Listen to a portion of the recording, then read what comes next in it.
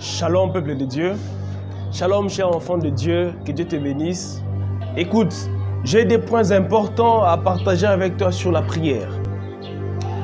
Nous savons très bien que la prière est très importante pour la vie de l'enfant de Dieu. La prière est très importante pour les serviteurs de Dieu.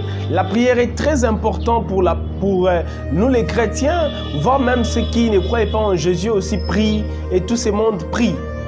Mais on nous a donné la définition de la prière à l'école. On nous a dit la prière est un dialogue, la prière est un moyen d'échange avec Dieu, la prière est un moyen d'échange d'un enfant avec son père, d'un chrétien avec Dieu. Et pendant nos moments de prière, il y a ces manques de communication avec Dieu que nous expérimentons, que plusieurs expérimentent. Pendant la prière, ils ont du mal à entendre la voix de Dieu. Pendant la prière, tu parles alors que tu dois aussi entendre Dieu. Dans une communication, une conversation, dans un dialogue, nous voyons deux personnes ou un groupe de gens qui est en train de parler. Quand toi tu parles, lui aussi te parle, tu entends et vous échangez ainsi de suite jusqu'à ce que vous allez arriver à vos conclusions. Et c'est la même chose aussi qui doit se passer pendant que nous prions. Et plusieurs enfants de Dieu pendant ces moments d'échange avec Dieu ont du mal à entendre la voix de Dieu ou bien ils n'entendent même pas la voix de Dieu pendant la prière. Et on est là à parler à Dieu, mais on ne sait pas entendre ce que Dieu est en train de dire. Pourquoi? Parce que nous ne connaissons pas la voix de Dieu. Ou en d'autres termes, je peux dire, nous ne sommes pas familiers avec la voix de Dieu. C'est ce que la Bible dit dans le livre de 1 Samuel, quand le jeune Samuel était en train de grandir. La parole de Dieu dit, Samuel n'était pas familier à la voix de Dieu. Et pendant qu'il était en train de dormir dans le temple, la Bible dit, Dieu a appelé Samuel 3 fois. Et il est allé vers Élie pour lui dire, Maître, tu m'as appelé, Maître, tu m'as appelé. Alors que c'est Dieu qui était en train de lui parler, mais lui ne connaissait pas encore la voix de Dieu. Et la quatrième fois, quand Élie lui a dit, il a compris et quand Dieu lui a appelé, il a entendu, il a dit, mais voici Seigneur, parle, ton serviteur entend. C'est un problème que plusieurs enfants de Dieu sont en train de connaître, du mal, la difficulté d'entendre la voix de Dieu pendant la prière. Et cette grâce n'est pas donnée aux prophètes seulement, n'est pas donnée à ceux qui exercent dans l'office ou dans les dons prophétiques, mais cette grâce est donnée à tout le monde de communiquer avec Dieu, d'entendre la voix de Dieu pendant que nous sommes en train de prier, précisément dans la prière. C'est vrai qu'on peut entendre la voix de Dieu dans divers endroits, divers moments et situations. Mais ici, je parle dans le cadre de la prière, dans l'échange avec Dieu, dans ta chambre, au salon, dans ta voiture, au bureau. Tu peux entendre Dieu pendant que tu es en train de prier. Tu peux entendre Dieu. Et comment arriver à entendre la voix de Dieu ou arriver à comprendre que c'est Dieu qui nous parle? Je nous donne juste un moyen par lequel on peut comprendre et connaître la voix de Dieu. C'est dans la parole. Ah oui, c'est dans la parole. C'est dans la Bible. La voix de Dieu se trouve dans sa parole, dans la Bible. Ça va t'étonner, mais c'est vrai. Pendant que tu médites la parole de Dieu, pendant que tu lis la parole de Dieu, au fur et à mesure tu fais que méditer, lire la parole de Dieu, à un certain moment, tu vas commencer à comprendre des choses et à entendre des explications. Comme s'il y a quelqu'un qui est là, qui t'explique ce que tu es en train de lire dans la Bible et que tu ne comprends pas parfois. Et au fur et à mesure tu lis la parole de Dieu, au fur et à mesure tu lis la parole de Dieu, tu vas commencer à entendre la voix de Dieu qui se trouve cachée dans sa parole. Ça, c'est une grâce réservée qu'aux enfants de Dieu. Parce que les païens, les occultistes et tous ces mondes lisent aussi la Bible. Mais pendant qu'un enfant de Dieu est en train de méditer, de lire la Bible, il y a la voix de Dieu qui est là, qui lui parle, qui lui donne la nourriture qu'il faut pour sa croissance spirituelle, qui lui amène à lire la portion de la Bible qui est très importante pour sa vie ou pour la situation qu'il est en train de traverser. Et ce n'est pas un exercice de tic au tac ou du matin au soir, non. C'est un exercice que tu dois faire, c'est quelque chose qui est continuel, quelque chose que tu dois faire au fur et à mesure que tu seras en train de le faire et au fur et à mesure ta pensée, ton esprit ton physique, tout de toi va commencer à entrer en synchronisation, si je peux dire ainsi, avec la parole de Dieu. Et au fur et à mesure que tu commences de le faire, la grâce de Dieu sera sur toi, le Saint-Esprit sera avec toi et il va t'aider à entendre la voix de Dieu. Et la deuxième chose, c'est pendant la prière. Nous faisons des demandes à Dieu. Souvent, nous, enfants de Dieu, trop souvent, nous faisons des prières, des demandes et des supplications. Trop souvent. Alors que la Bible nous parle de plusieurs types de prières.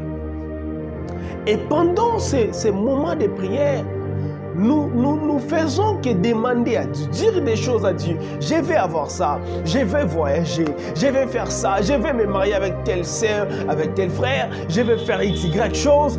Et tu pries comme ça, tu demandes à Dieu.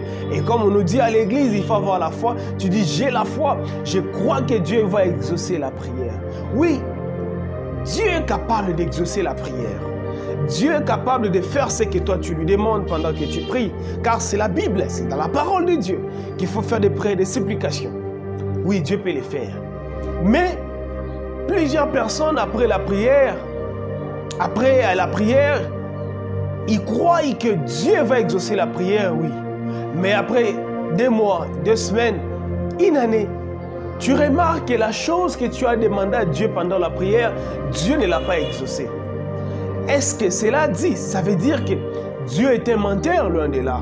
Et cela veut dire que Dieu est incapable de te donner ce que toi tu lui demandes. Loin de là, impossible. Dieu est capable de te donner tout ce que tu lui demandes.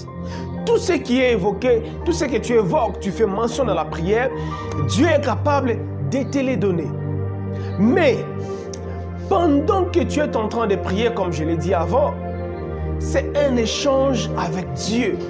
C'est un échange que tu fais avec Dieu. Et quand tu pries, tu fais les demandes à Dieu. Tu fais les demandes à Dieu.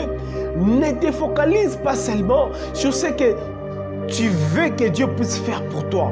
Mais pendant que tu es en train de prier là, focalise-toi aussi sur qu'est-ce que Dieu veut me dire pendant ce temps que je suis en train de prier. Amen. Qu'est-ce que Dieu veut me communiquer pendant ce temps que je suis en train d'échanger avec lui. Pour dire, Seigneur, mais voici dans ta présence, quelle est ta volonté pour ma vie dans 2 semaines? Quelle est ta volonté pour ma vie dans 1 mois, dans 1 année? Je veux telle chose, je vais avoir cette chose, je vais avoir un travail, un contrat, mais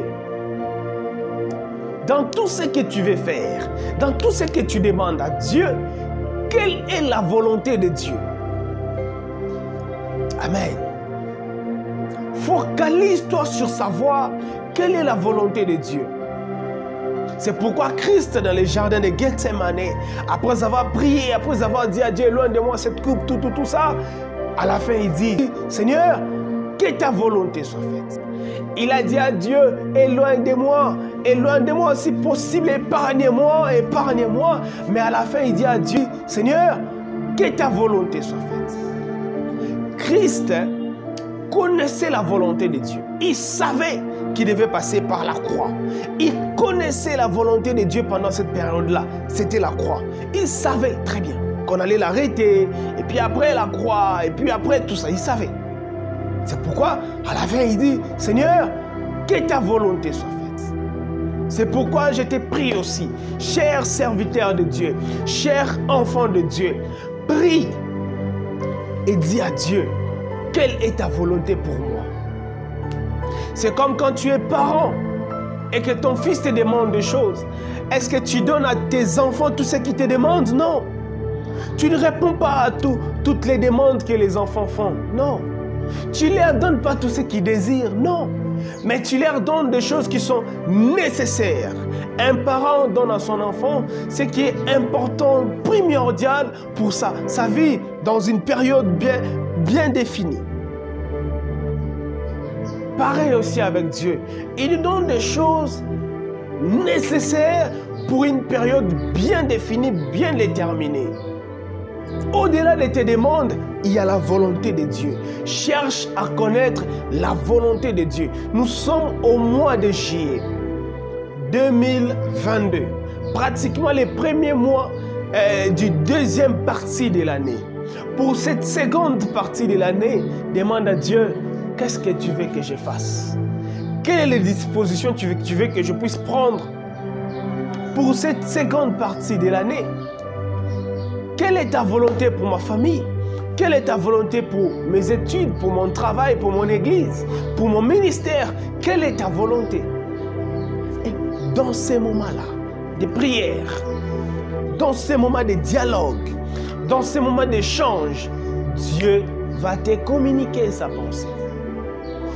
La Bible dit dans le livre de Job, Dieu parle tantôt d'une manière, tantôt d'une autre. Tu peux entendre la voix de Dieu audiblement. Tu peux entendre la voix de Dieu dans la Bible. Tu peux entendre la voix de Dieu aussi par un prophète. Tu peux aussi voir Dieu par une vision. Dans un songe, Dieu va te parler. Que Dieu vous bénisse, que Dieu soit avec vous. Je suis Dieudonné Piémé.